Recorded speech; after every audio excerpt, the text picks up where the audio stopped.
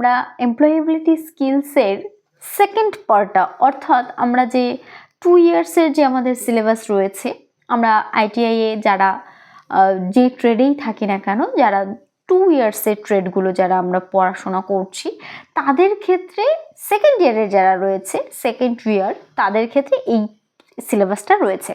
এতদিন পর্যন্ত যে ক্লাসগুলো হয়েছিল সেটা সম্পূর্ণরূপে পার্ট 1-এর ক্ষেত্রে হয়েছিল। সেটা পার্ট 1-এর ক্ষেত্রে ওই সিলেবাসটা পড়তে হয়, আরও কিছু কয়েকটা বা চ্যাপ্টার রয়েছে, তাহলে ওটা কমপ্লিট হয়ে যাবে পার্ট 1-এরটা। এটা যেটা রয়েছে আমরা যারা আইটিআইয়ে 2 ইয়ার্স কোর্স করছি তাদের ক্ষেত্রে এটা সেকেন্ড ইয়ার হিসাবে এই টপিকগুলো কিন্তু রয়েছে, এই সিলেবাসটা কিন্তু রয়েছে। সেখানে আমরা ফার্স্ট যেটা পাবো জেন্ডার স্টেরিওটাইপস। ফার্স্ট আমাদের চ্যাপ্টারই হচ্ছে জেন্ডার স্টেরিওটাইপস। এইবার তাহলে আমরা তো প্রত্যেকেই জানি জেন্ডার কি, জেন্ডার মানে কি, জেন্ডারের কি বিষয় রয়েছে প্রত্যেকেই জানি, এগুলো আমাদের জানা চ্যাপ্টার। তো সেটাই আজকে আমাদের আলোচনার বিষয়বস্তু হচ্ছে জেন্ডার স্টেরিওটাইপস। ফার্স্ট আমরা জানবো জেন্ডার বিষয়টা কি। আচ্ছা, জেন্ডার এই যে মানে আমি ছেলে, মেল, ফিমেল, এই যে বিষয়গুলো রয়েছে, এটাই কিন্তু যেটা আমাদের বংশগতভাবে তৈরি হয়, যেখানে আমাদের তৈরি করার হাত নেই, যেখানে আমরা তৈরি করতে পারি না, যেটা আমি মেয়ে মানে আমি, হ্যাঁ। তবে একটা জিনিস মাথায় রাখতে হবে, এই জেন্ডার অর্থাৎ লিঙ্গ, এটা কিন্তু আমাদের জন্মসূত্রে পাওয়া। এমন নয় যে আমার জন্ম নিলাম, নেওয়ার পর না আমার এটা ভালো লাগছে না। হ্যাঁ, বর্তমানে প্রচুর অনেক বিজ্ঞানের উন্নতির ফলে, চিকিৎসা শাস্ত্রে উন্নতির ফলে আমি চেঞ্জ করতে পারছি, আমি হয়তো ছেলে থেকে কনভার্ট হচ্ছি মেয়েতে, মেয়ে থেকে ছেলেতে হচ্ছি। ওর জন্যই জেন্ডারটা কিন্তু কি বলবো, এটা একদম পার্মানেন্ট কোনো কিছু নয়। জেন্ডারটা কিন্তু কখনোই পার্মানেন্ট নয়, কিছু সময়ের জন্য পার্মানেন্ট। এটা কিছুটা আনুমানিক, কিছুটা। আমরা কিন্তু কখনোই বলতে পারি না জেন্ডার পার্মানেন্ট বিষয়, এটা কিন্তু নয়। কিছুটা সময়ের জন্য আপাত দৃষ্টিতে আমি মেল বা আপাত দৃষ্টিতে আমি ফিমেল, আপাত দৃষ্টিতে এখানে কিন্তু বলা যাবে না কনফার্ম ও আজীবন ছেলেই থাকবে, সেটা বলা যাবে না। কারণ ও বর্তমানে ছেলে আছে, 2 বছর পর ও চেঞ্জ করলো, সেক্ষেত্রে মেয়ে হতেই পারে, সেক্ষেত্রে ও কিন্তু তখন ফিমেল হিসাবে কাজ করবে বা ওর জেন্ডারটা কিন্তু ফিমেল হবে। তার জন্য জেন্ডারটা কিন্তু একদম কনফার্মেশন হিসাবে বলা যায় না, আপাত দৃষ্টিতে জেন্ডারটা হচ্ছে আপাত দৃষ্টিতে। তো এই যে জেন্ডারটা রয়েছে, in some places the words sex and gender are used as if they mean the same things but they are not. Let us understand the difference sex and gender.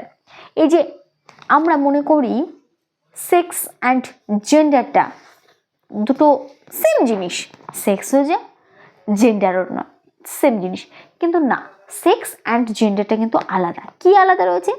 Sex refers to our physical body.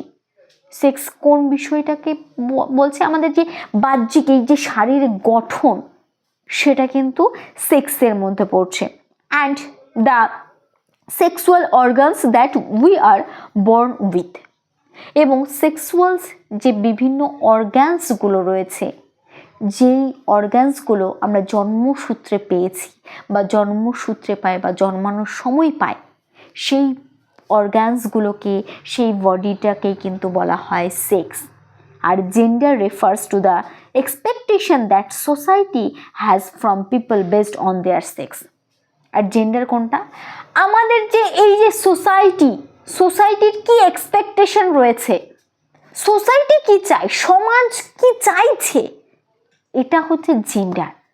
যে সমাজ নাকি আমাদের সমাজ চায় ছেলে মানেই একটা smart ভাব থাকবে, সে ছেলে মানেই তারা বাইরে ইনকাম করবে, তারা বাইরে বেরোতে পারবে, তারা রাত্রি 9টা 10টা 11টা 12টা পর্যন্ত বাইরে থাকতে পারবে।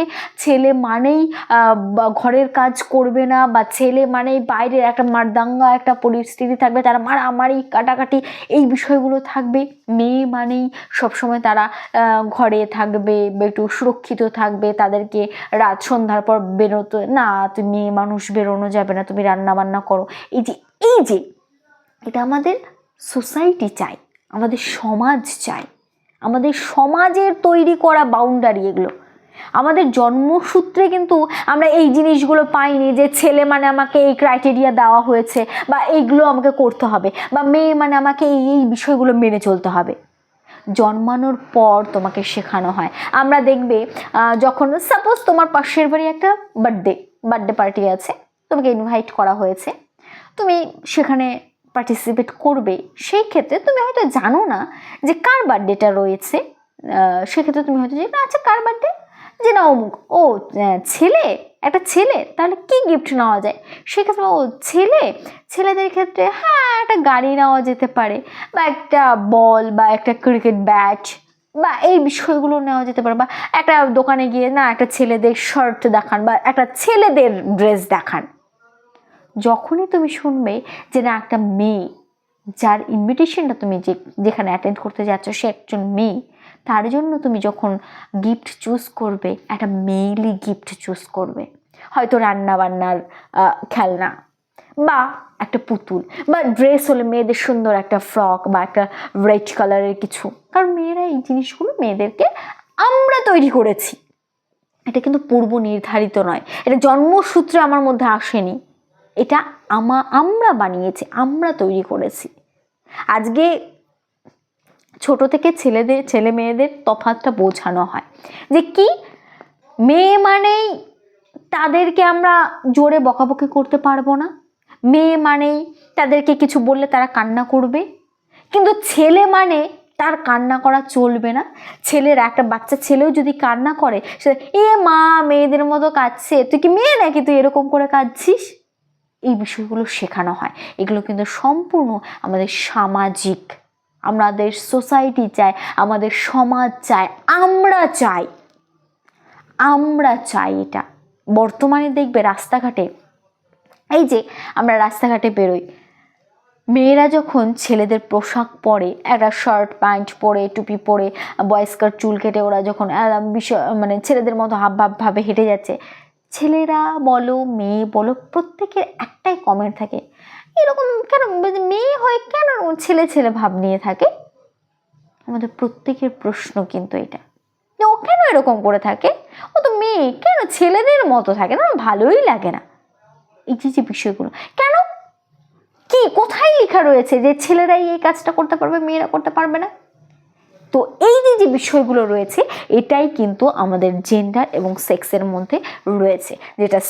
যেটা আমি প্রথমে বললাম, সেক্সটা আমাদের জন্মসূত্রে আমাদের প্রাপ্ত যে বিভিন্ন শারীরিক গঠন রয়েছে, সেটা আমাদের জন্মসূত্রে প্রাপ্ত, আমরা জন্ম থেকে পেয়েছি। আমাদের যে বিভিন্ন অর্গ্যানসগুলো রয়েছে, সেটা জন্মসূত্রে আমরা পেয়েছি, জন্মগতভাবে পেয়েছি। কিন্তু বাহ্যিক যে বিষয়গুলো, যেটা জেন্ডার, সেটা কিন্তু আমরা আমাদের সোসাইটির কাছ থেকে পেয়েছি, আমরা শিখেছি, আমাদের জন্মসূত্রে নয়, আমরা জন্মানোর পরে আমরা শিখেছি। এই রয়েছে তফাৎ। এবার কি, what do you mean by stereotypes? এই স্টেরিওটাইপসটা কি? Stereotypes refers to an idea or understanding held by a lot of people about some things or someone. It is an idea or belief which may not be true. এগুলো কিন্তু একটা বিশ্বাস বা idea. স্টেরিওটাইপস একটা বলা চলে ছক, একটা বাঁধা ধরা নিয়ম। কি নিয়ম? যে না, এই যে প্রথমেই বললাম, ছেলে মানে এই কাজগুলো করবে, মেয়েদের জন্য এই রিচুয়ালসগুলো রয়েছে, মেয়ে মানে এই ড্রেস, বা মেয়ে মানে এইরকম তাদের খেলার টপিকগুলো বা খেলার আইটেমগুলো, ছেলে মানে এই বিষয়গুলো রয়েছে। এই যে আমাদের ছাঁচ বা বাঁধা ধরা যে একটা নিয়ম নীতি রয়েছে, সেটাই হচ্ছে স্টেরিওটাইপস।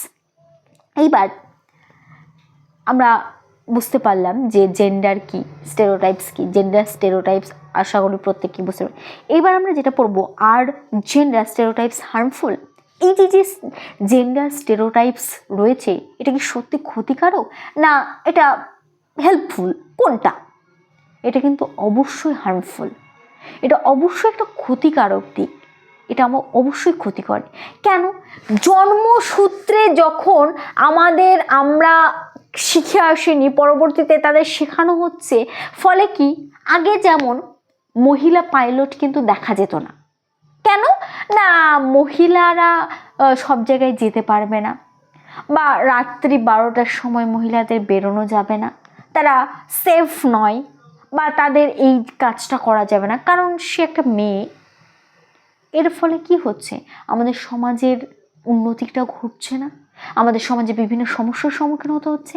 আমাদের মহিলা বলো, ছেলে বলো, মেয়ে বলো, প্রত্যেকের একটা সমস্যার সম্মুখীন হতে হচ্ছে।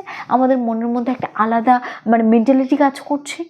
আমরা কিন্তু একে অপর থেকে পৃথক হয়ে যাচ্ছি, যেটা বর্তমানে কিন্তু আর নেই। এখন প্রত্যেকটা মেয়ে সাহসী হয়েছে, প্রত্যেকটা মেয়ে আমাদের সেই দুর্বলতাটাকে কাটিয়ে প্রত্যেকে এখন আর্মি বলো, পাইলট বলো, যে কোনো জায়গায় যেখানে ছেলেরা আছে, যেখানে ছেলেরা কাজ করতে পারে, সেখানে মেয়েরাও কাজ করতে পারে, যেটা আগে ছিল না। বর্তমানে ধীরে ধীরে ইমপ্রুভ হচ্ছে, এখনও 100% ইমপ্রুভ হয়নি। এখনও পর্যন্ত অনেক ফ্যামিলি রয়েছে, অনেক এরিয়া রয়েছে যেখানে মেয়েরা বেরোতে পারে না। তো সেগুলো ইমপ্রুভমেন্ট হচ্ছে, ধীরে ধীরে হচ্ছে। তবে আমরা অ্যাজ এ শিক্ষিত যুব সমাজ হিসাবে আমরা শিক্ষিত, আমরা তো পড়াশোনা জানি, আমরা তো অশিক্ষিত মূর্খ নই। আমাদের উচিত আমাদের এই জেন্ডার স্টেরিওটাইপস যে হার্মফুল কতটা, সেই ক্ষতিকারক দিকটাকে কাটিয়ে যাতে সেটা হেল্পফুল হয়, যাতে কোনো সমস্যার সম্মুখীন আমাদের না পড়তে হয়, আমাদের সমাজটাকে যেন সুস্থ সবলভাবে আমরা সামনের দিকে এগিয়ে নিয়ে যেতে পারি, সেটা আমাদের চেষ্টা করতে হবে। ছেলে মেয়ে ভেদাভেদ ভুলে আমাদের কাজটার দিকে ফোকাস করতে হবে, প্রত্যেককে এগিয়ে আসতে হবে, এবং আমাদের যে প্রত্যেকে মিলেমিশে একসঙ্গে কাজটা করতে হবে। তবেই কিন্তু তোমার আমার প্রত্যেকের সফলতা আসবে। তো এই রয়েছে আজকে আমাদের ক্লাস। পরবর্তী ক্লাসে এর পরবর্তী যে টপিক রয়েছে সেটা নিয়ে আলোচনা করব। আজকে এইটুকু।